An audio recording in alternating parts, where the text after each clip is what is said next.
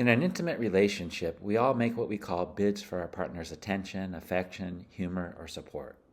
They can be as minor as asking for a back rub, or as significant as asking for support in carrying the burden when an aging parent is ill. When our partner makes a bid for our attention, affection, humor, or support, we have a choice. We can either turn toward them or turn away, or even against. Turning towards is the foundation for trust, emotional connection, passion, and a satisfying sex life. Dr. John Gottman's research confirms the central role that bids play in a relationship. In a 6-year follow-up of newlyweds, he found that couples who remained married had turned toward their partner's bids an average of 86% of the time in their Love Lab conversations, while those who ended up divorced had averaged only 33%. Furthermore, most of the arguments between couples in both groups were not about specific topics like money or sex, but resulted from failed bids for communication. There is a reason that seemingly small interactions are fundamental to a relationship's future. Each time couples turn toward each other, they are funding what we call their emotional bank account.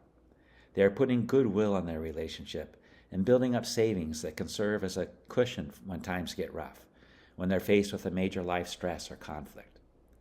Because they have stored up an abundance of goodwill, such couples are less likely to teeter over into distrust and chronic negativity during hard times. The first step in turning toward each other more is simply to be more aware of how crucial these micro-interactions are, not only to your marriage's trust level, but to its ongoing sense of romance. Remind yourself that being helpful to each other on a daily basis will do far more for the strength and passion of your marriage than a romantic dinner or a 2-week Bahamas getaway. A romantic outing only turns up the heat if a couple has kept the pilot light burning by staying in touch in the little ways. I'm sure that's never happened to you in your relationship, but you've probably seen other couples at a romantic dinner who are not talking or connecting with each other because they don't know how to, because they haven't been doing it in the little ways. One virtue of turning toward each other is that it's easy to accomplish. It only takes a small gesture to lead to another and then another. Turning toward operates under a law of positive feedback. Turning towards leads to more turning towards. Like a snowball rolling down a hill, obviously not in Florida, it can start small yet generate enormous results. You don't have to turn toward your partner in a very dramatic way to see the benefit.